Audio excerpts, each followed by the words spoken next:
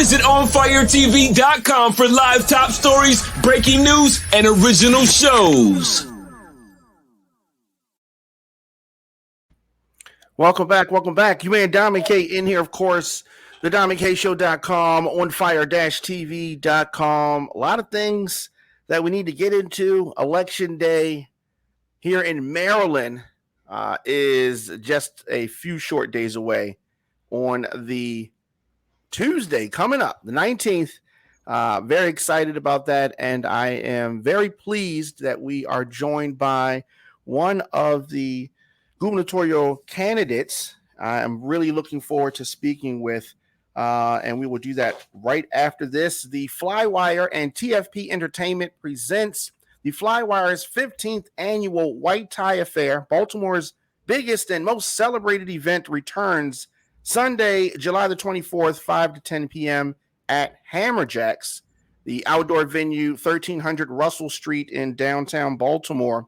So it's been 2 years since this party has graced us, and it is going to return with an exceptional, fun, and elegant red carpet cocktail reception, music by DJ Kibi, DJ Tons, and Super DJ Big L.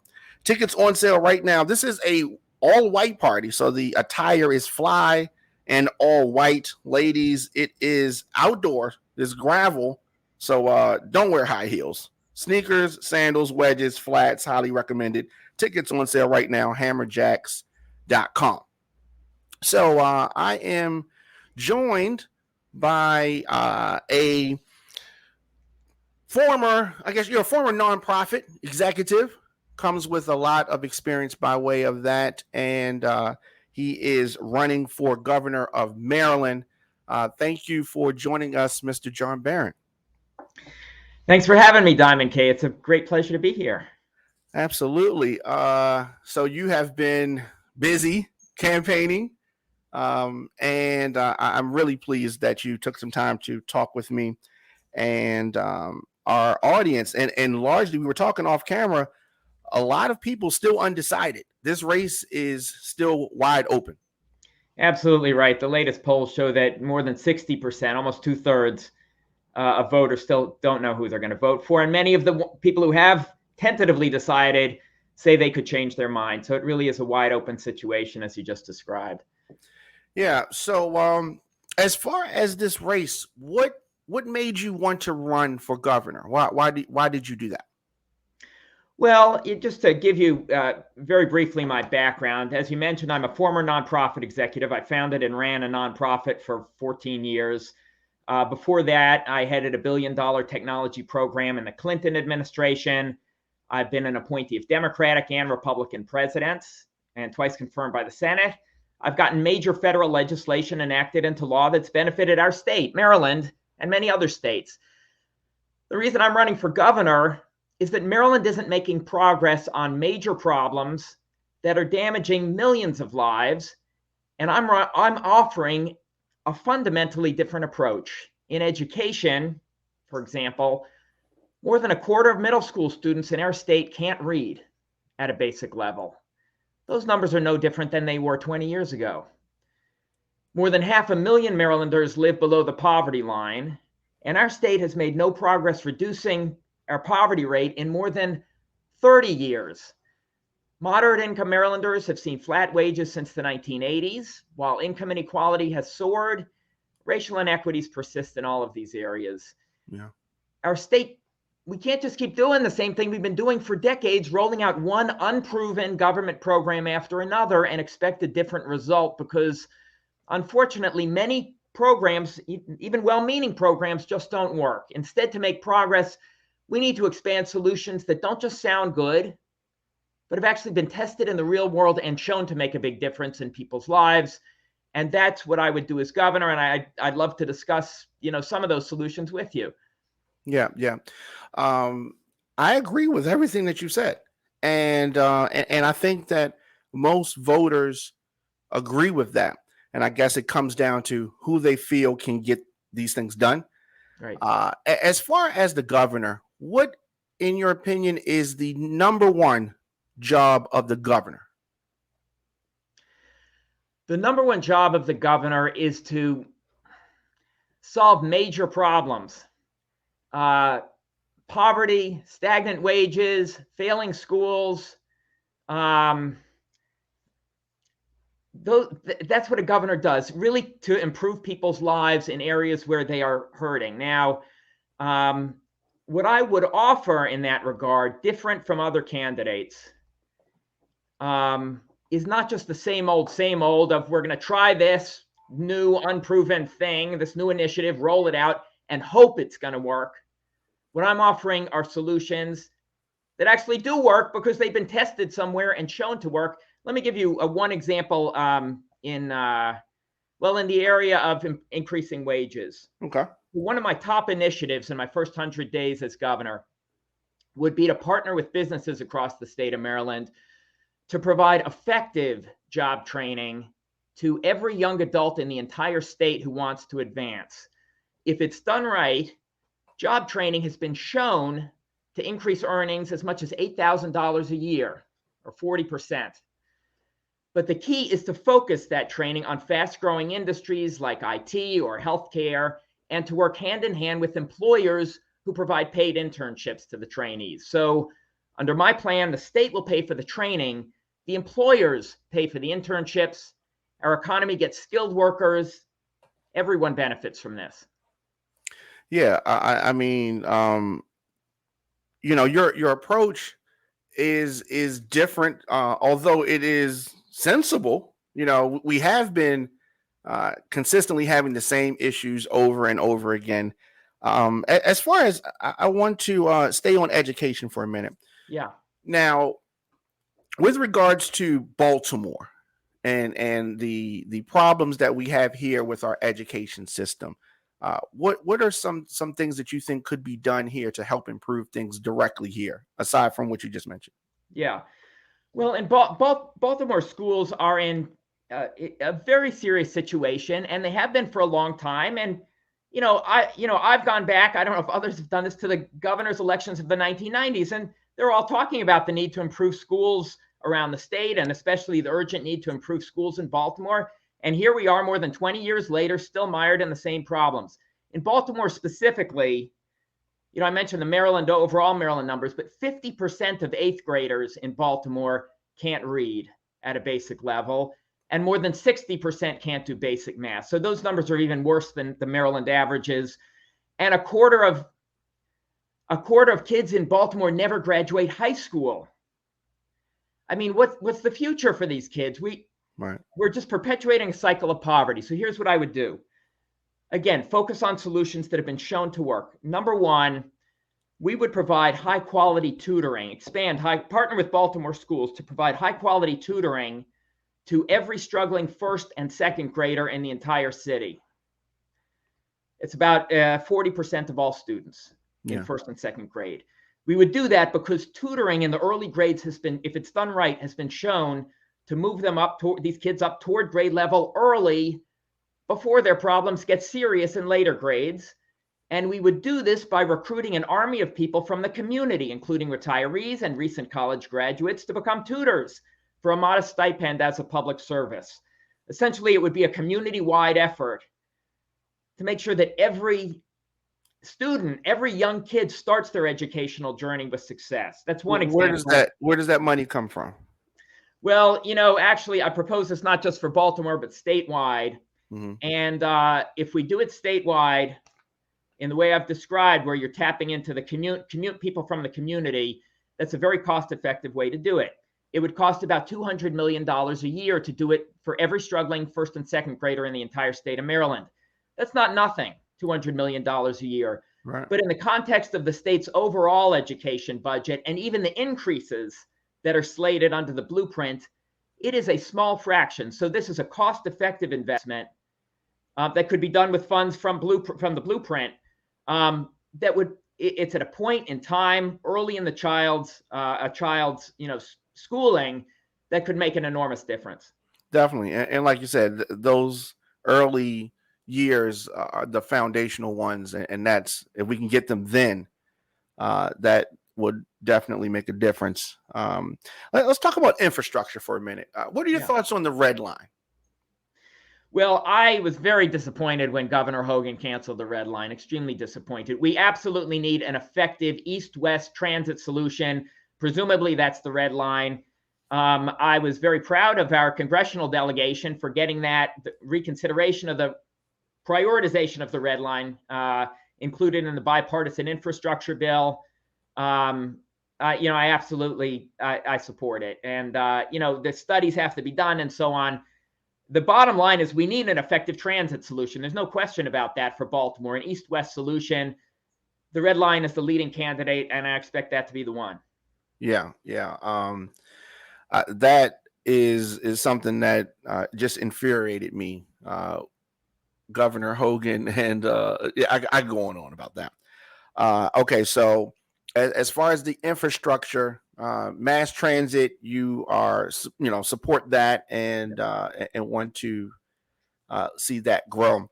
Right. Let's talk a little bit about the economy and jobs for Marylanders. What are your thoughts? Because I know that you have some ideas that are different. Because we need something to jumpstart things. Yeah. That is it is the biggest problem in Maryland. The biggest long-term problem is, what I mentioned earlier, just to elaborate for a moment, the bottom 40% of Maryland households have seen flat wages since the 1980s after you adjust for inflation, while the top 60%, and especially the top 20 and 10%, have seen growth. So we've had an enormous increase in income inequality. But apart from the inequality thing, what this means is that the American narrative of optimism and progress, the idea, of a rising tide to lift all boats, what we've known since World War II, the idea that each generation is going to do better than the last, that no longer applies to nearly half of our people. Right. That's not normal. After World War II, the income of everybody was rising. And for the bottom 40%, their incomes doubled after adjusting for inflation between the end of World War II and 1980. So this is very different. And you wonder all of the anger and cynicism and so on. How much is due to this fact that so many people are just not doing better? It kind of, I think, is self-evident. Now, what would we do about it? The first step I proposed was in terms of jobs and wages is the partnership with businesses to provide proven effective job training programs, what I described earlier, because that can raise wages 20 to 40%. That can really make a difference.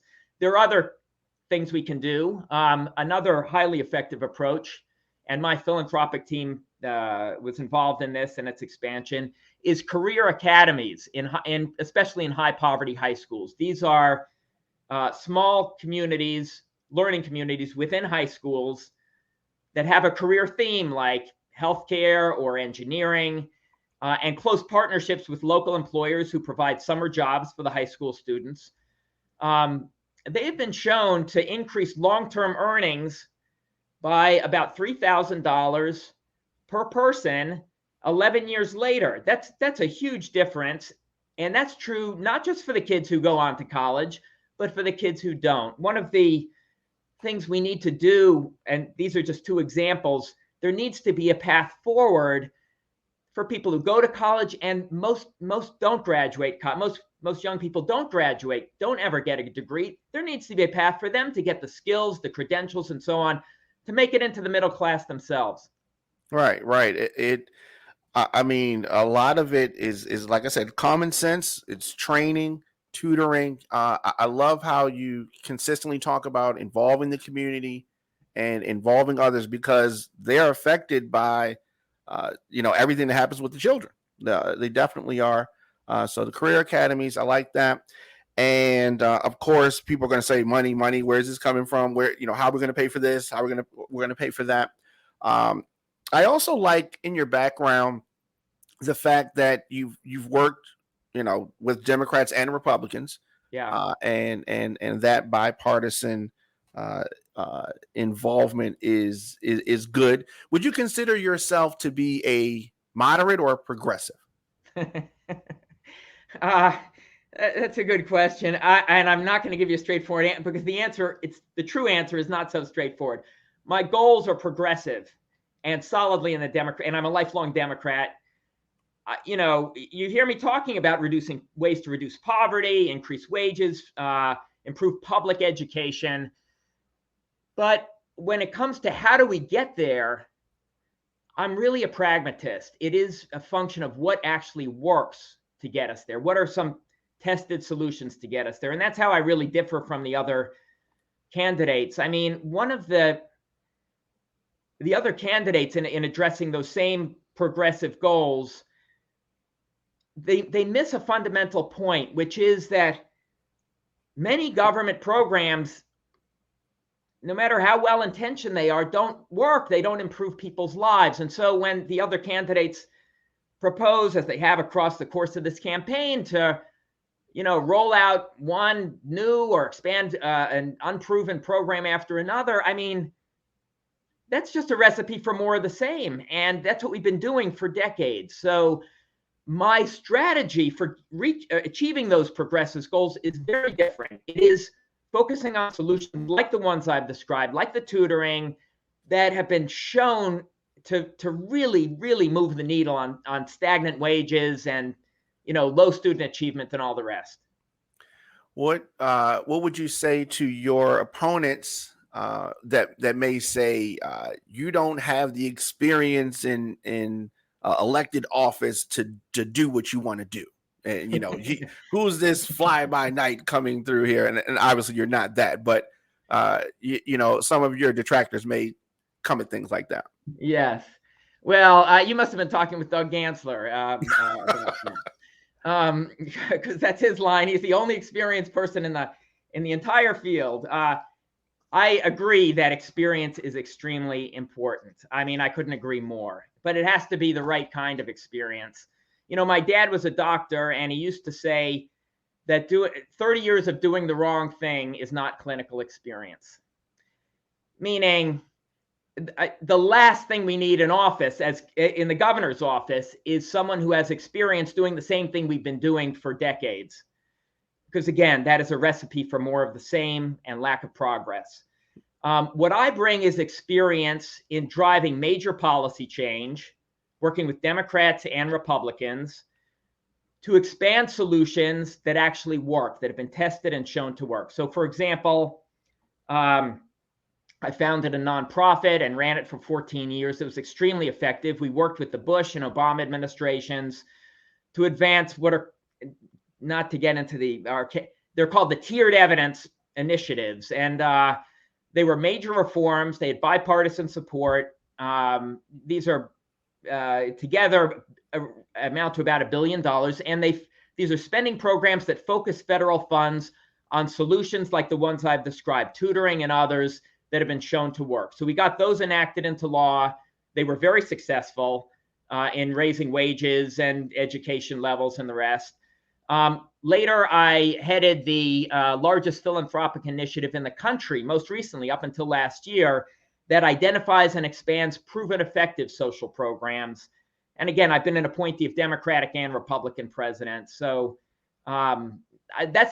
what I bring is experience in driving major policy change that is truly effective. And in order for things to change, we need some policy changes. The way things are currently set up is just to continue what's been going on. And speaking of what's been going on, I don't know if you have been following this, but I think that Baltimore is at war with the squeegee kids or squeegee men, squeegee workers. We recently had a tragedy in downtown Baltimore with regards to that. What are your thoughts on squeegee workers on that whole controversy? Yeah, that was very, very sad, the recent incident, and the larger issue. I mean, it is a reflection of the fact that we are failing. Our society is in policy.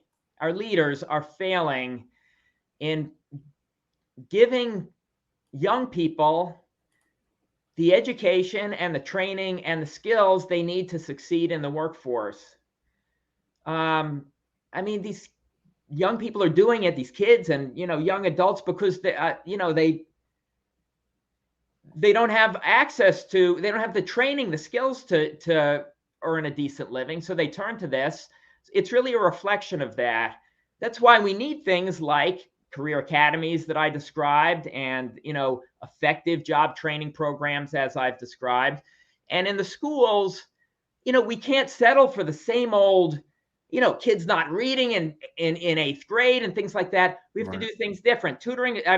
One other thing we could do that is very concrete to, again, give these kids the education they need to succeed is expand proven charter school models, public charter schools like KIPP charter schools. These are no excuses charter schools. My philanthropy worked with the Obama administration to expand them with a $50 million grant. They're found very effective. KIPP schools in particular were found to increase school-wide reading and math achievement by 10 percentile points and increase long-term college attendance rates by about 6 or 7 points.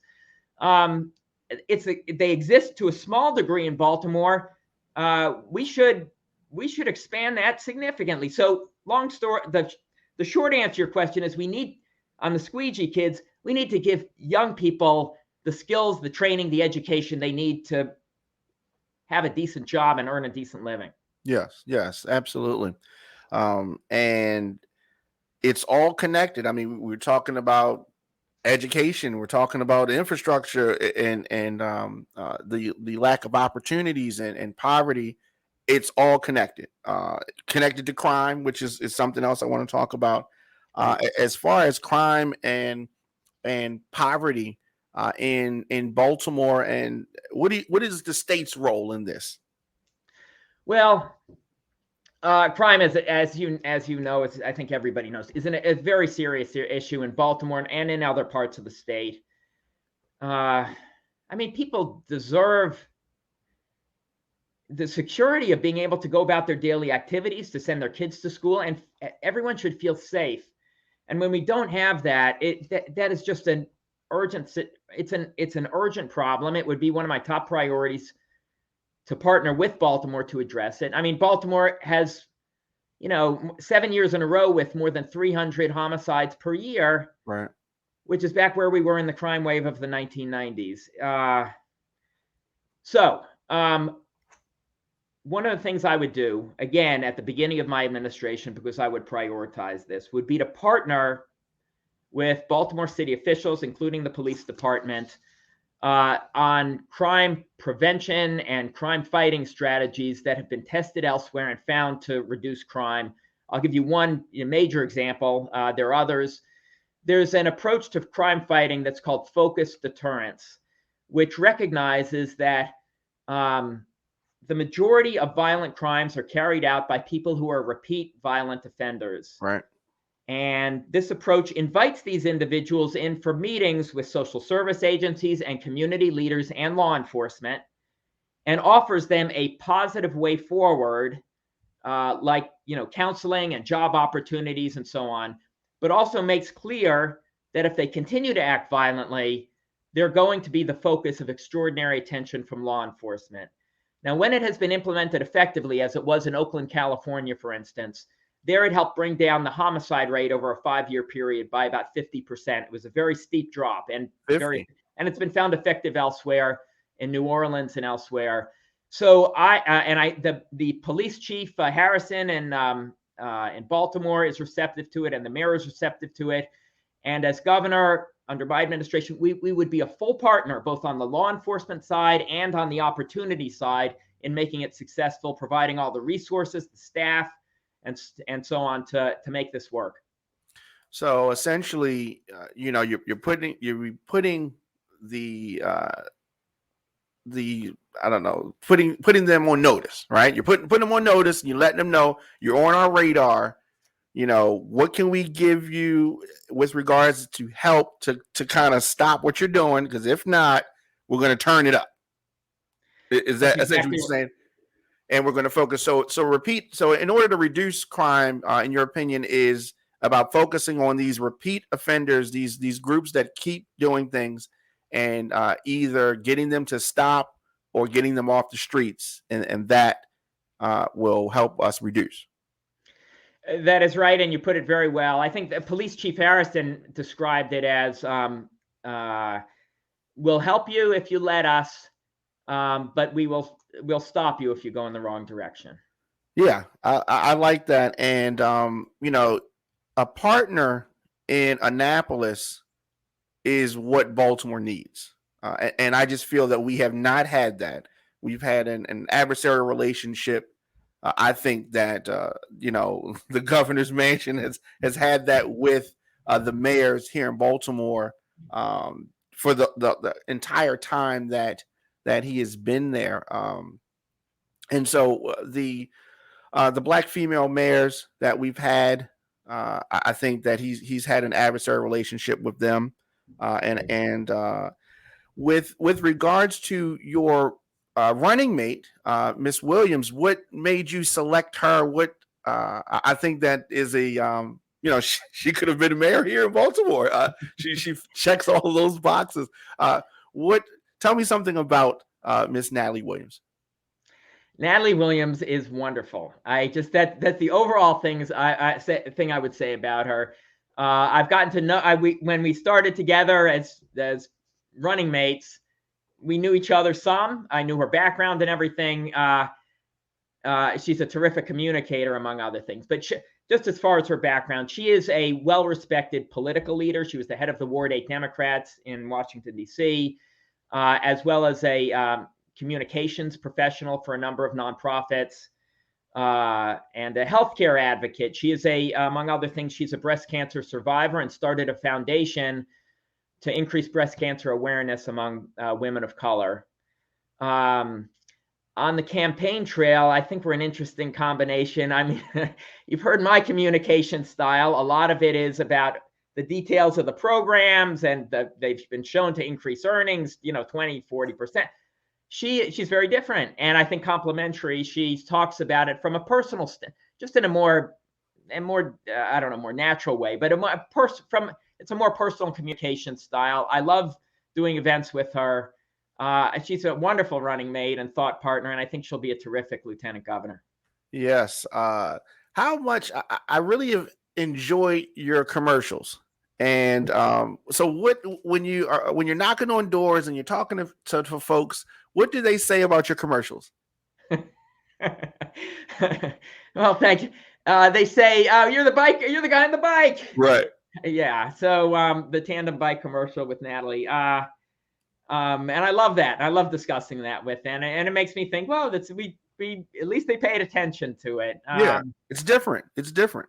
Yeah, that's right. And it's different, and I think it accurately reflects our message. And it's a different message than other candidates. And I hope people are getting that. It is, we're not getting anywhere. That's, we're on this bike and we're doing this in front of a green screen and we're pedaling and we're not really moving. And that's a sort of the metaphor for we're not really getting anywhere. We need to do things that are different, that are tested and shown to work. And we also make the point, frankly, that a lot of Democrats don't make. But it is true. And I think our party needs to recognize it. Government has an extremely important role to play, but we have to be smart about it.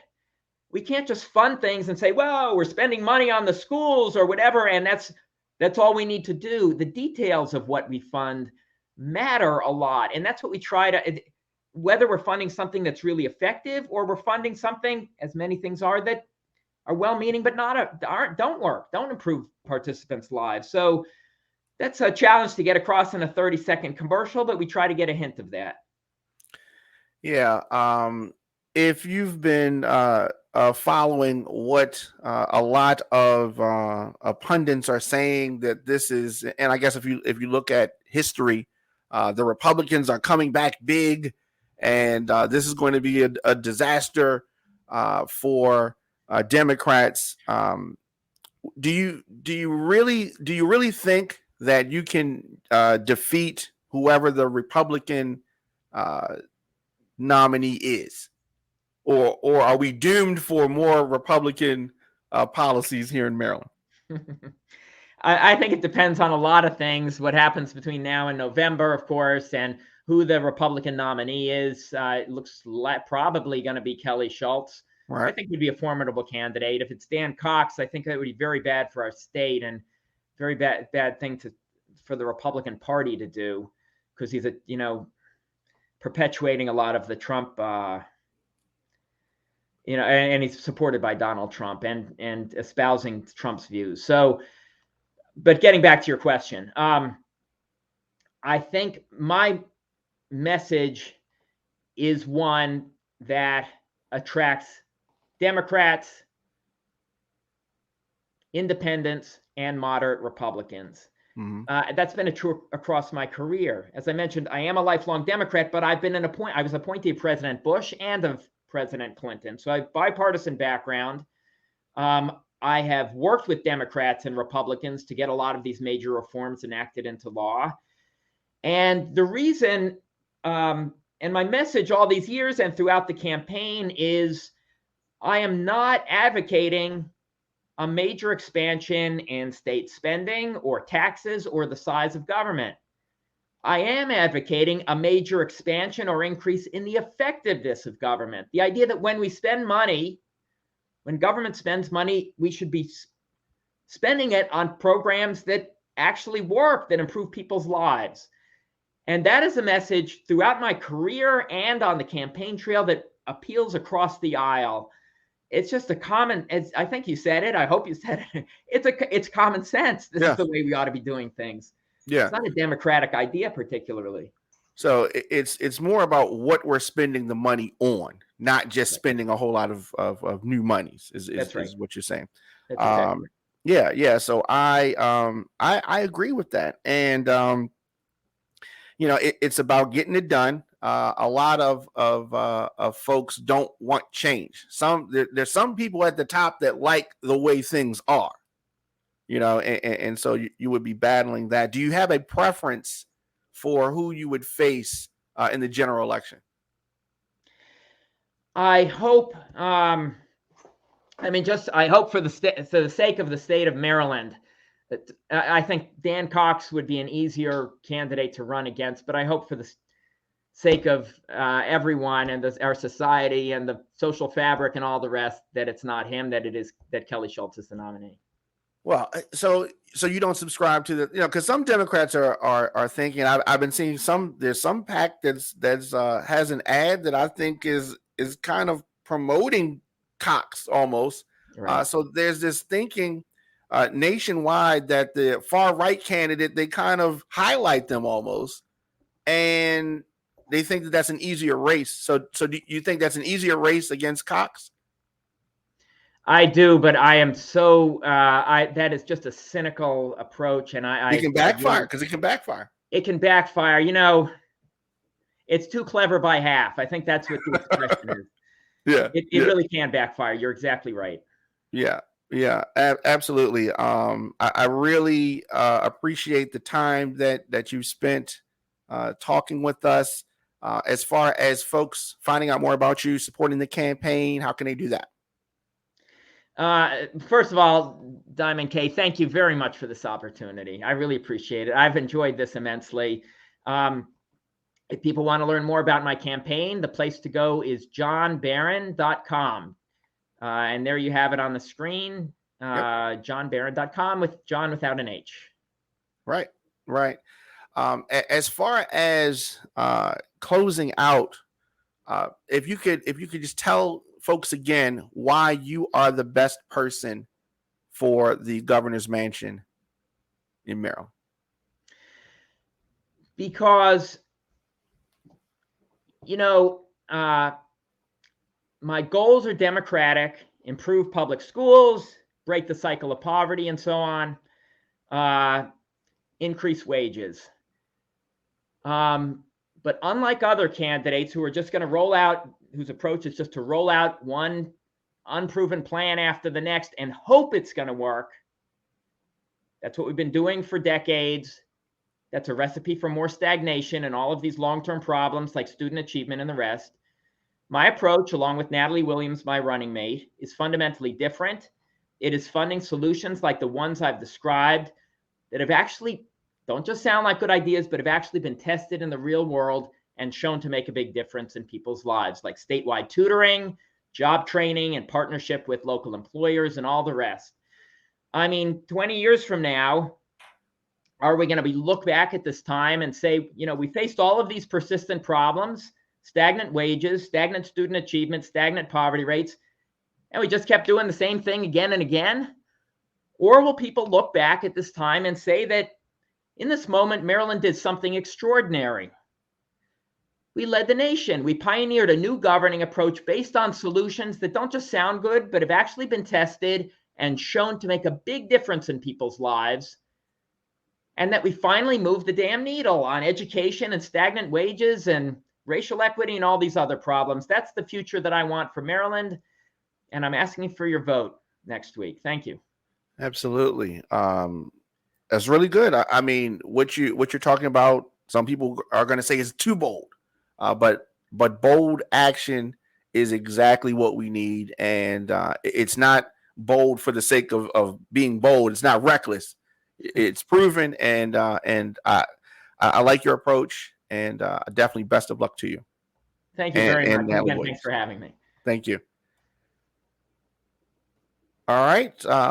Once again, we had candidate Jon Baron on, and I really enjoyed the conversation talking with him about his strategies and what he has in store and why he wants your vote.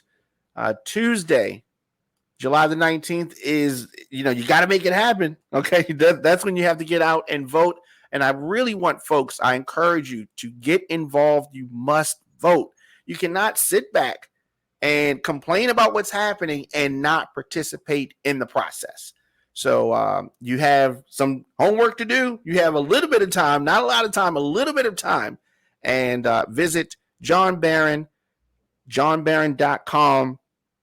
A lot of things happening here in Maryland, and it really starts and ends with our leadership.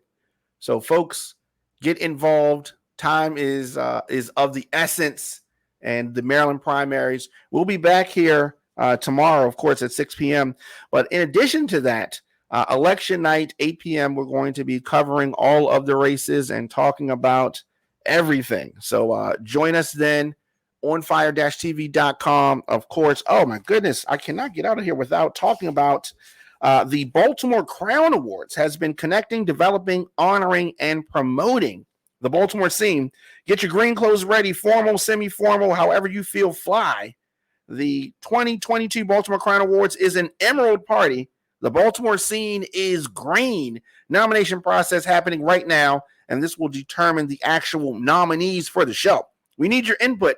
So visit thebaltimorescene.org, thebaltimorescene.org. The 16th annual Baltimore Crown Awards goes down Saturday, November the 19th at the Garage, 6 Lafayette Avenue in Baltimore, 21202, hosted by Desi Alexander. As I said, tickets on sale right now, thebaltimorescene.org, thebaltimorescene.org. So I really enjoyed my discussion with Jon Baron and Marylanders. This is an important race. We need you to get involved. Of course, marketing at thediamondkshow.com. You need to get in touch with me. Also on YouTube, search The Diamond K Show or DJ Diamond K. I will be in the mix on Saturday, 6 p.m., spinning some Baltimore club music. Always excited. Always like when I can get on those records, man. Those records. On social media, I'm at The Diamond K Show. Of course, on fire-tv.com. I will see you guys tomorrow.